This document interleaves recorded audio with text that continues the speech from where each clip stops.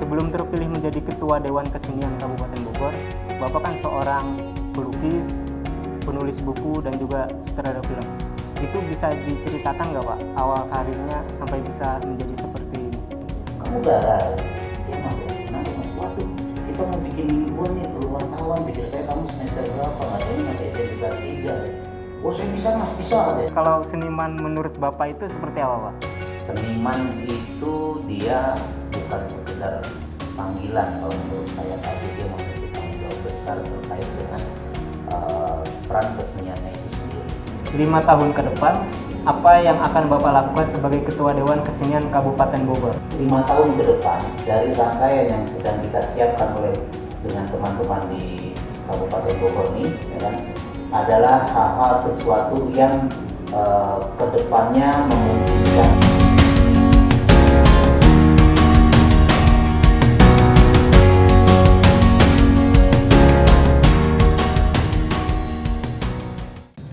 ada yang terkoyak, karya Putra Gara.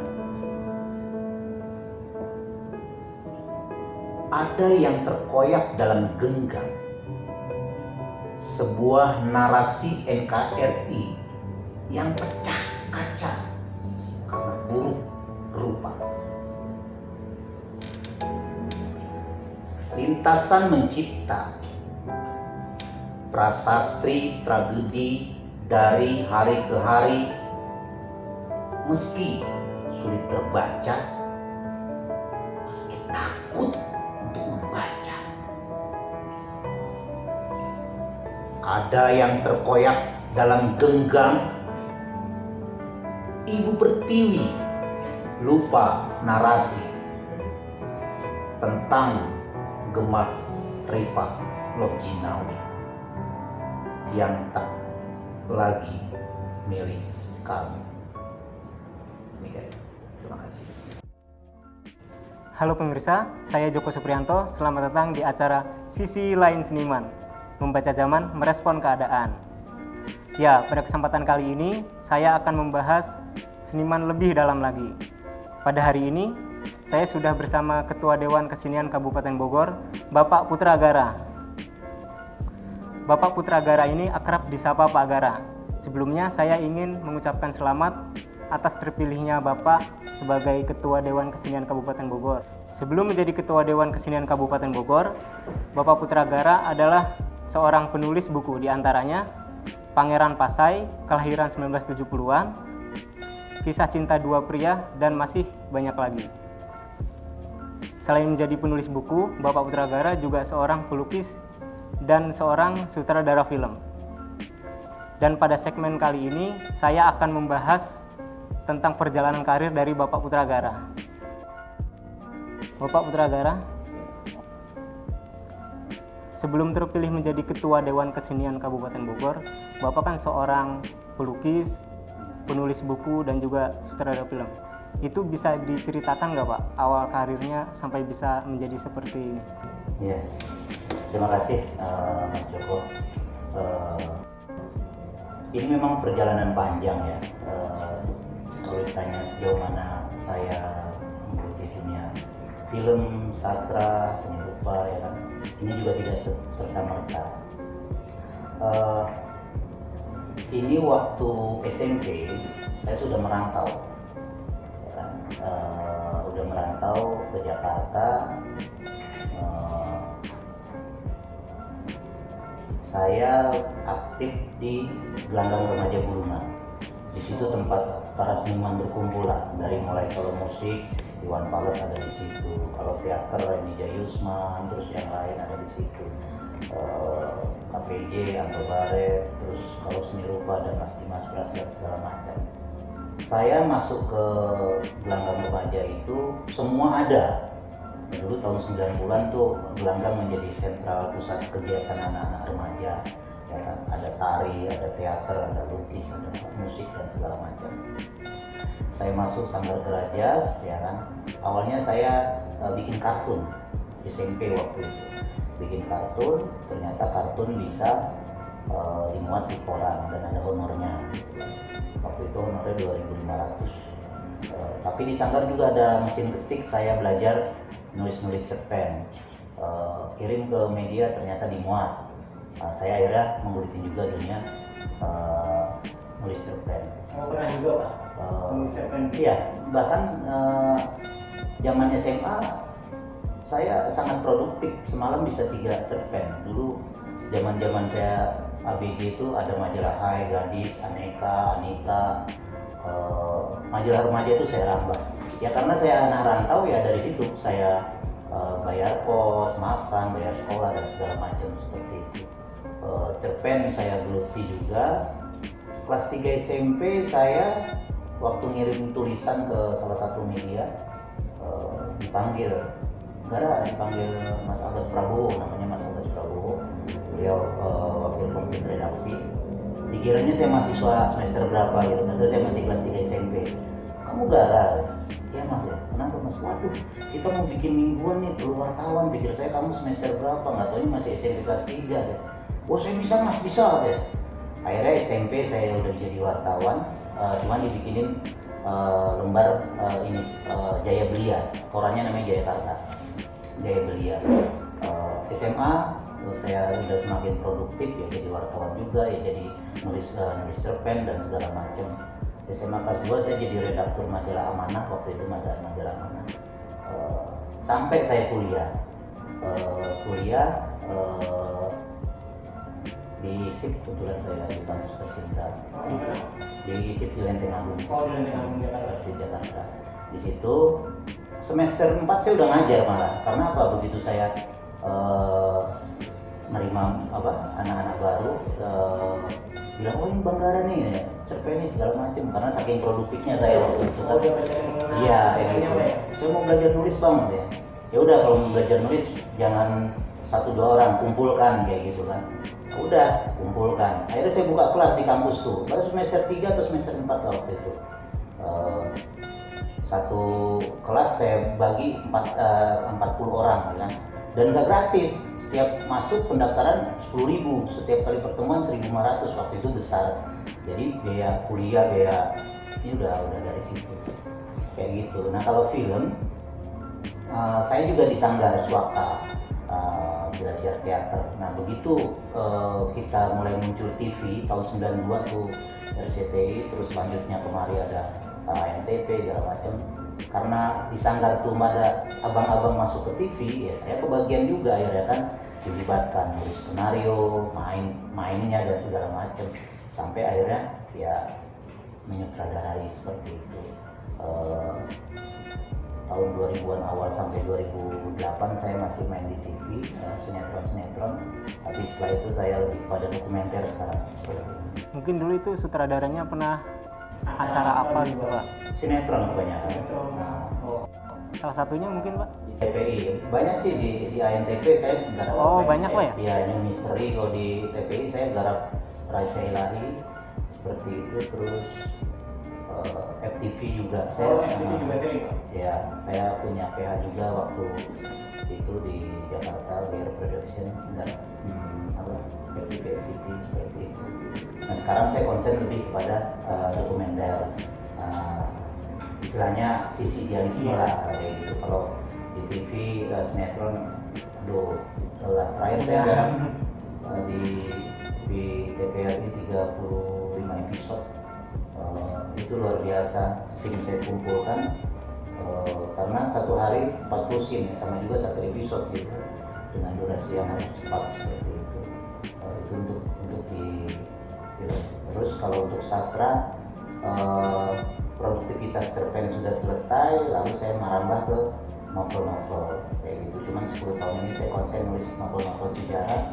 Kenapa saya nulis novel sejarah? Asumsi saya begini, bahwa selagi ada histori yang luar biasa dalam sejarah bangsa ini, ketika saya tuliskan berarti saya ada dari bagian sejarah itu sendiri. Saya dalam menulis buku udah sekitar 20 buku lah. Banyak sekali.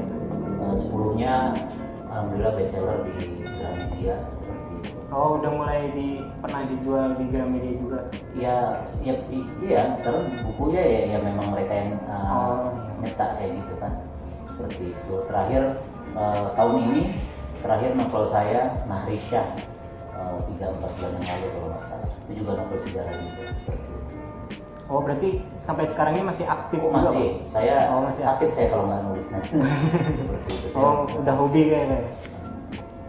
Ya bisa dibilang hobi dan juga tanggung jawab lah sebagai Iya. pelaku sastra seperti itu. Kan Bapak ini udah menjadi penulis, pelukis, sutradara film. Itu ada cerita menariknya sih Pak? Cerita suka dan dukanya gitu? Kalau suka duka bukan hanya pelaku seni ya, semua orang punya suka duka. Cuma begini, ya kan, saya menempatkan ruang giat saya di kesenian tuh nggak mau asal kayak gitu. Makanya dalam dunia film misalnya kan, begitu kita sudah selesai menemukan rutinitas kesinetronan, saya mencoba ke dokumenter yang agak sedikit ada sisi inilah ya, edukasinya seperti itu. Begitupun dalam dunia sastra, selesai nulis-nulis ya, istilahnya cerpen-cerpen atau novel-novel cinta-cintaan, novel-novel populer gitu, saya masuk ke ranah sastra serius ya, novel-novel sejarah yang harus melakukan observasi, kajian, ya kan, investigasi, wawancara dan segala macam.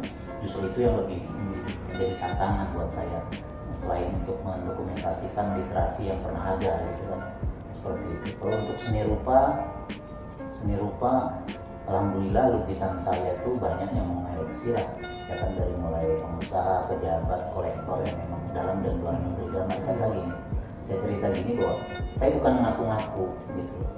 Dalam dunia sastra selesai kan masalah karya saya ada, cuman begini, selesai saya berkarya, saya bukan apa-apa lagi. Jadi kalau saya nggak berkarya lagi, ya berarti saya selesai juga berkesenian. Oleh karena itu ya saya akan terus menjalankan kreativitas saya sesuai dengan amanah yang udah Allah berikan di dunia seni yang sekarang ini saya geluti gitu. Kalau seni musik mungkin pernah juga Pak? Seni musik saya lebih pada ini vokalisasi puisi. Oh vokalis. Ya karena saya juga main teater, jadi senang berpuisi. Jadi kadang ngumpul sama kawan-kawan yang musik, ayolah kita vokalisasi puisi, berpuisi tapi juga ada musiknya seperti itu. Untuk nyanyi, ya saya sadar diri lah suara saya nggak merdu gitu kan, karena cuma vokal aja yang agak keras. Tapi kalau bermain musik mungkin bisa Pak? Ya cuma sekedar main lah satu aja bisa lah seperti itu. Apa ada gitar terus saya mah nyanyi. Kalau untuk mencoba bidang lain gitu masih tertarik nggak Pak? Orang seperti saya nggak pernah berhenti belajar. Jadi apapun saya ingin tahu seperti itu. Tapi ketentuan Allah di mana saya harus mengambil pegangan dari pelaksanaan giat yang saya ada diikuti, yaitu proses panjang seperti itu. Nah bedanya dunia seni yang sekarang saya geluti nggak serta merta saya ada di sana. Prosesnya sangat panjang betul. Mencoba yang lain yang tadi saya bilang, saya orangnya selalu pengen belajar, jadi mencoba nggak ada salahnya seperti itu. Tentu yang tidak keluar dari hal-hal sesuai dengan passion saya atau niat-niat saya seperti itu. Jadi semakin banyak ilmu juga makin luas wawasannya juga Pak ya? Iya, karena ya saya juga jurnalis, jadi kalau nggak punya ilmu mau wawancara orang gagal nanti seperti itu. Pemirsa jangan kemana-mana karena kita akan membahas lebih menarik lagi bersama Bapak Putragara. Tetap di Sisi Lain Seniman, membaca zaman, merespon keadaan.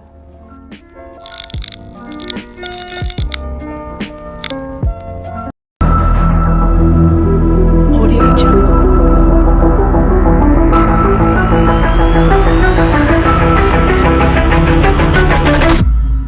...2021 adalah tahun kebangkitan. Dan inilah api harapan Kabupaten Bogor. Kabupaten Bogor,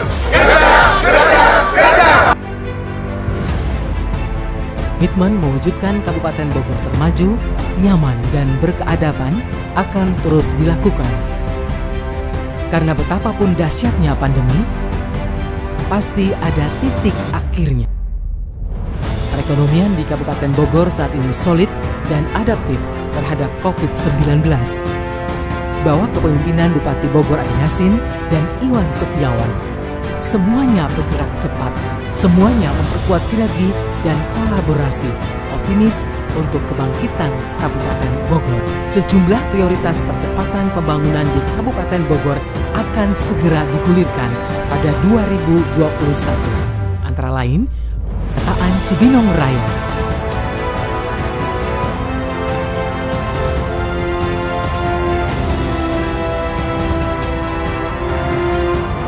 lanjutkan proyek pembangunan Jalan Bojong Gede Kemang.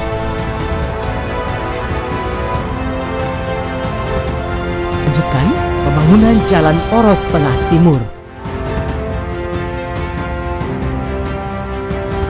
Pembangunan jalan desa melalui Samisade dan pemantapan infrastruktur lainnya.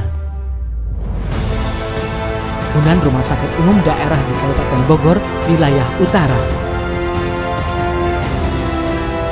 Siswa Pancakarsa untuk 1.200 pemuda berprestasi dan untuk penghafal Hafiz Quran.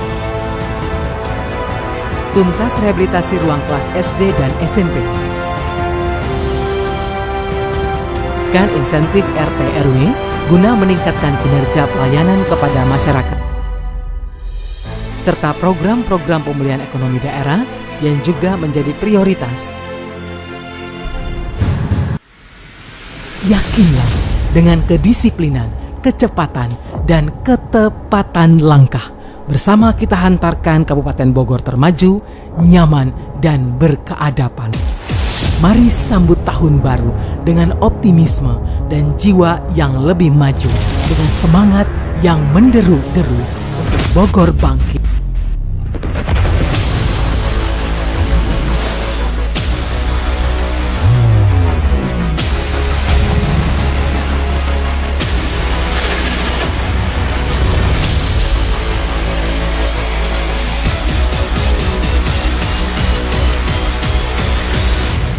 Indonesia maju.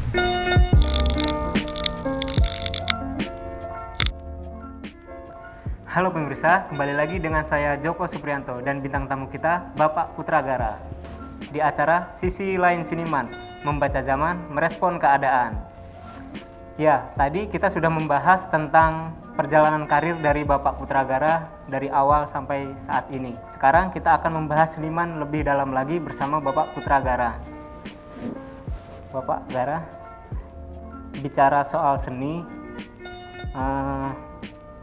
kalau seniman, saya juga kan senang dengan seni, karena saya juga sering bermain gitar, kan gitar itu juga seni musik lah ya.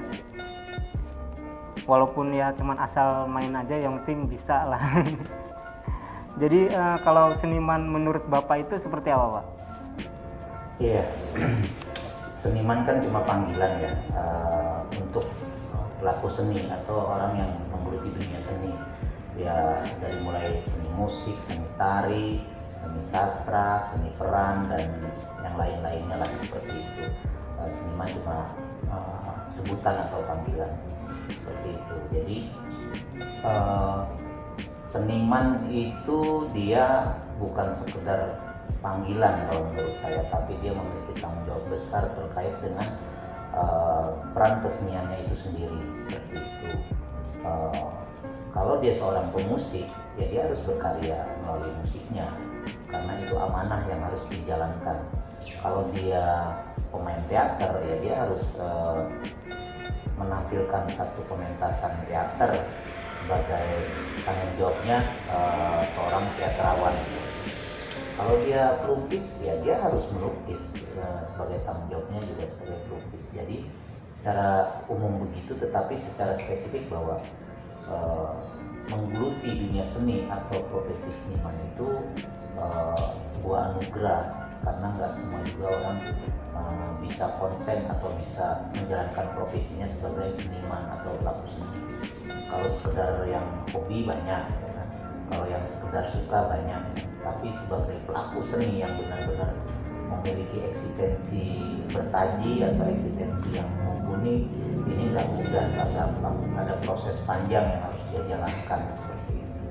Ya, kalau dalam dunia musik kita, seniman musik ya, kalau yang legend ada Rhoma Irama, Iwan Fals, Ebit Ade, dan ya sejamannya lah.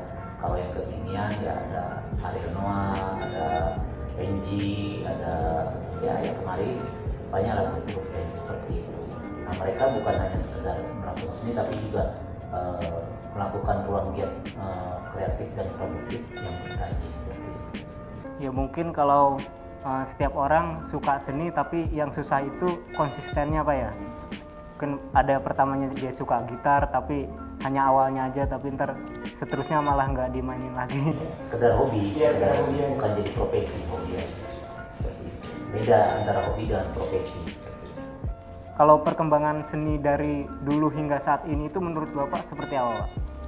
Seni secara keseluruhan dari dulu hingga sekarang tentu ada tahapannya atau ada fasenya kayak gitu.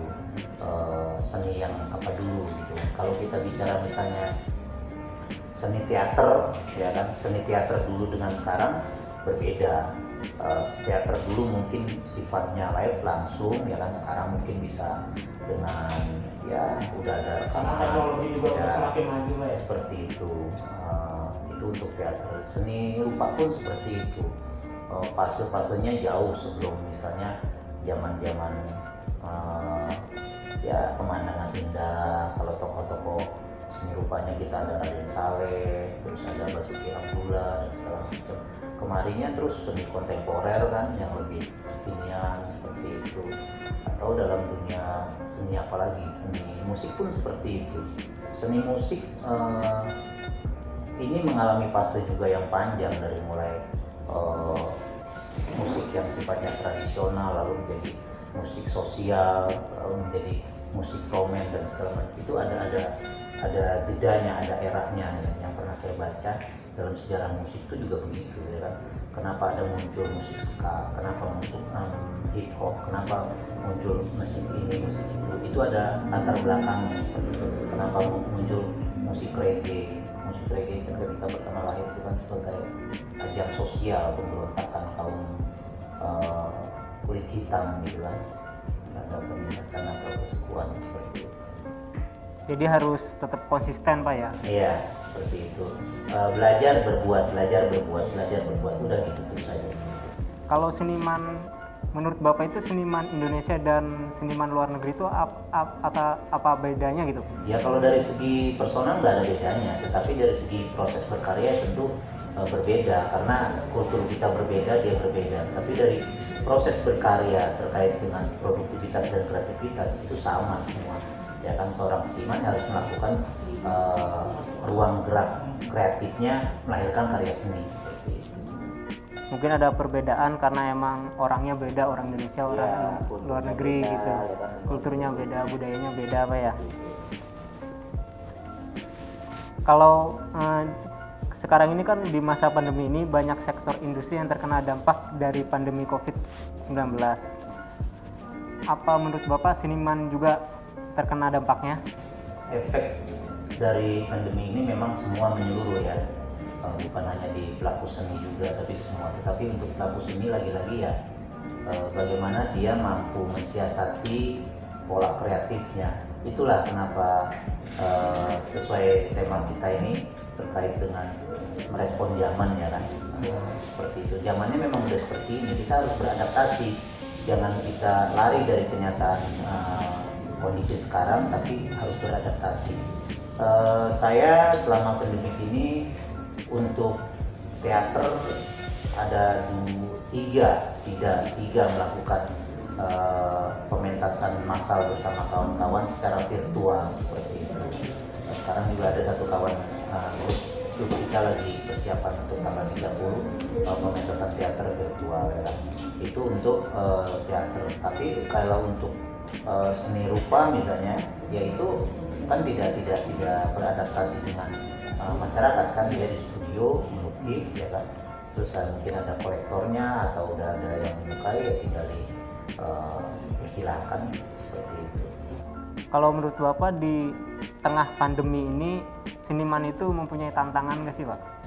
Bukan hanya di pandemi ini, seniman selalu memiliki tantangan karena dia jangan berpikir dan berkarya secara konvensional. Dia harus Setiap saat ya. iya seperti itu. Tantangan terus. Selalu punya tantangan. Pandemi ini kan hanya sebuah sebab, ya kan. Jika ada pandemi pun seorang seniman selalu memiliki tantangan karena dia ada areal yang tidak biasa, ada areal yang tidak umum seperti itu. Pemirsa jangan kemana-mana, tetap di Sisi Lain Seniman. Membaca zaman, merespon keadaan.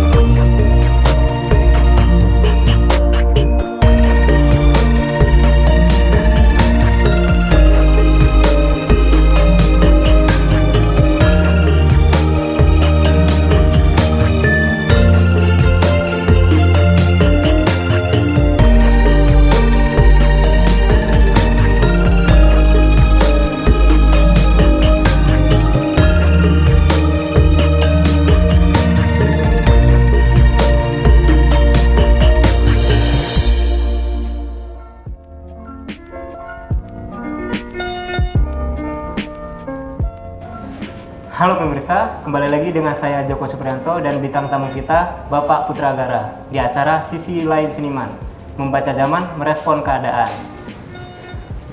Sebelumnya kita sudah membahas tentang perjalanan karir dari Bapak Putra Agara dan membahas seniman lebih dalam lagi bersama Bapak Putra Agara. Dan pada segmen terakhir kali ini kita tetap akan bertanya jawab dengan Pak Gara, tapi dengan sedikit cara yang berbeda dan unik. Pak Gara, Ya.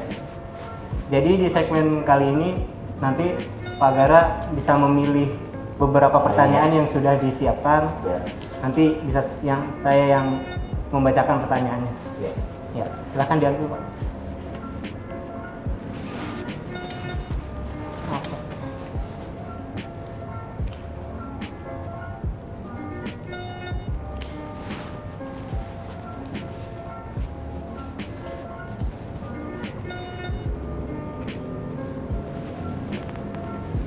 5 tahun ke depan, apa yang akan Bapak lakukan sebagai Ketua Dewan Kesenian Kabupaten Bogor? Waduh, ini pas betul ini kan 5 tahun ke depan. Jadi gini, kehadiran saya di Dewan Kesenian Kabupaten Bogor tidak serta-merta membicarakan kepentingan pribadi saya sebagai pelaku seni.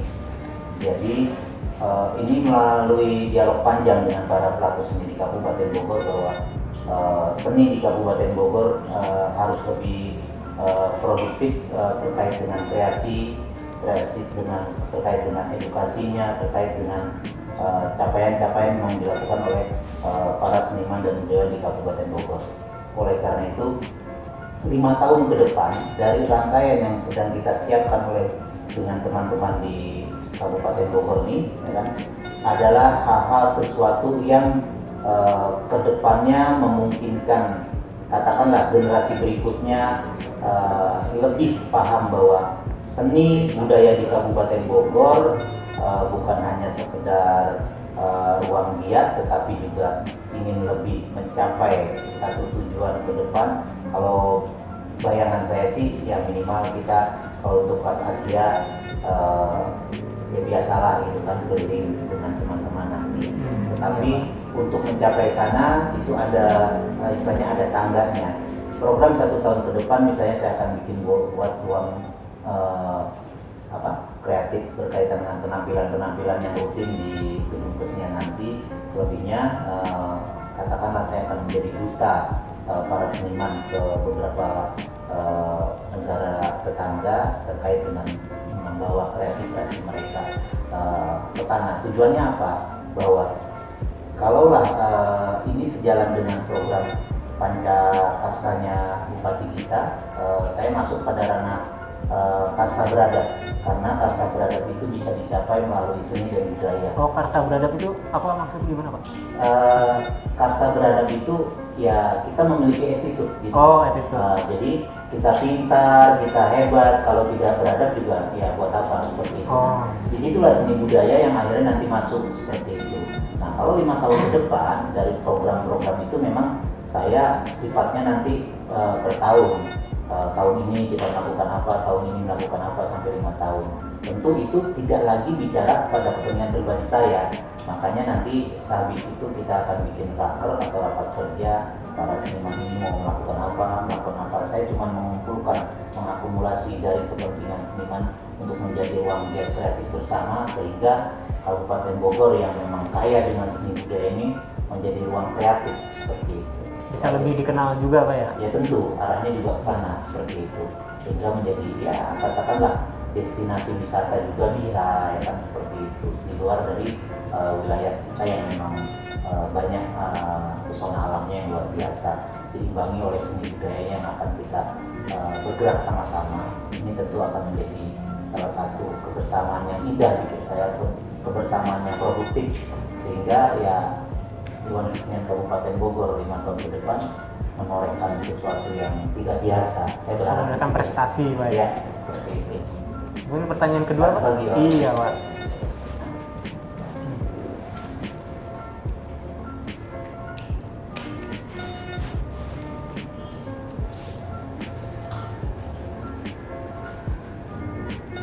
Pak Gara, boleh berikan pesan sedikit saja untuk remaja di luar sana supaya bisa termotivasi untuk menjadi seorang seniman. Oh iya, aduh, makanya tadi gini, saya melihat remaja sekarang memang tentu beda dengan masa remaja saya gitu kan. Hanya saja yang namanya ruang kreatif di dalam dunia seni itu tetap sama, yaitu adalah belajar dan keinginan belajar dan berbuat seperti itu. Hanya saja memang bagaimana para remaja ke depan itu atau remaja sekarang itu dia harus mengambil momen yang tepat dengan keadaan sekarang. Katakanlah sekarang sudah serba mudah, digitalisasi sudah di depan mata, semua hal menjadi ranah privat. Kalau saya dulu untuk nulis cerpen aja pakai mesin ketik, ya kan, sekarang udah bisa pakai handphone kalau nggak ada laptop seperti itu. Dan terus dulu untuk melakukan sebuah kreasi ya kan harus janjian secara manual atau surat janjian kita kumpul di sana ya kan, dan itu janjian 2-3 hari tetap tepat waktu. Ya sekarang gimana, ayo kita kumpul, bisa virtual juga seperti untuk menggagas banyak hal yang bisa dilakukan. Intinya begini, bahwa remaja harus mampu memanfaatkan ruang kreatif dengan keadaan yang sekarang ini yang semuanya sebenarnya serba mudah seperti itu. Bahkan yang tadi saya bilang, arealnya semuanya menjadi area privat. Kita bisa sekarang yang terjadi di belahan dunia mana dalam hitungan menit sudah bisa kita lihat. Begitupun narasi kita harus kita siapkan. Oh iya, kalau kita melakukan sesuatu yang kreatif, melakukan hal ini, kita tinggal masuk pada ranah media digital misalkan, langsung orang tahu. Nah itu di situ tinggal nanti memang harus ada mentornya, ada ilmunya, ada katakanlah ada yang mengarahkannya, itu lain hal. Tetapi ruang kreatif berkesenian untuk remaja saat itu sekarang udah serba mudah sebenarnya seperti itu. Ya pas pandemik aja kemarin beberapa artis kita membuat film virtual kan, Dian Sastro di sana, si ini di sana ya kan, lalu digabungkan, di editing seperti itu, tetap jadi. Ini kan menginspirasi seperti itu. Jadi area yang serba mudah sekarang ini ya justru harus disyukuri oleh remaja-remaja sekarang. Tidak ada lagi bicara masalah kendalanya adalah cuma bagaimana kita memanfaatkan waktu, karena waktu yang saya gunakan tetap 24 jam, waktu yang Joko gunakan juga 24 jam, Pak Menteri, Pak Presiden, Pak Gubernur semua 24 jam, semuanya sama, tapi yang membedakan adalah memanfaatkannya. Sejauh mana kita mampu memanfaatkan 24 jam itu menjadi ranah produktif, kreatif untuk kita. Siap. Berarti mungkin satu pertanyaan lagi Pak. Ya.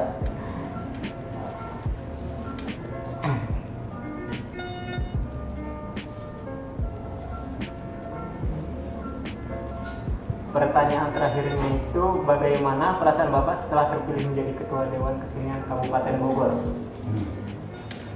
Perasaan saya ketika terpilih, kebetulan saya terpilih secara demokrasi dari 40 peserta yang memiliki hak pilih. Saya terpilih 26 suara, yang nomor berikutnya 12 suara, yang satu dapat 2 suara, yang selebihnya blanko seperti itu. Jadi ini tidak lepas dari dukungan atau dorongan teman-teman juga bahwa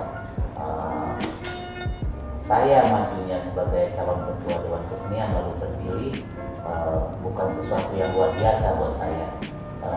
Dewan Kesenian hanyalah sebuah wadah, karena tidak ada Dewan Kesenian pun ruang gerak saya memang di kesenian, ruang kreativitas saya memang di kesenian. Tapi begitu saya terpilih jadi Ketua Dewan Kesenian, ada hal besar yang harus saya pikirkan, bahwa saya tidak lagi bicara masalah personal saya sebagai pelaku seni, tapi saya harus bisa mewadahi, mengaspirasi segala kepentingan teman-teman seniman di Kabupaten Bogor ini. Oleh karena itu, ya rasanya adalah bagaimana kita bisa sama-sama ke depan menjadikan Dewan Kesenian Kabupaten Bogor itu sebuah wadah besar buat berkreasi, mengedukasi terkait dengan seni budaya Kabupaten Bogor yang selama ini sudah memang teman-teman jalani. Kalau ini sebelum closing kita, Bapak mungkin ada pesan untuk semuanya, pesan untuk seluruh pelaku seni di Kota Bogor ini, Pak? Kabupaten Bogor. Oh iya, Kabupaten Bogor.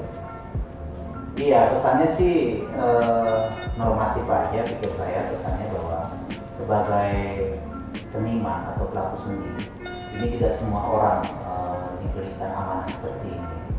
Jadi kita sebagai seniman ya harus mampu membawa amanah ini menjadi amanah yang dijalankan, bukan sekedar label aja atau label doang seperti itu. Yang dari pembicaraan awal tadi kita, bahwa ya kalau jadi musisi ya jadilah musisi yang Harus konsisten apa ya? gitu. Jadi pelukis jadilah pelukis yang kreatif dan produktif, begitu seterusnya.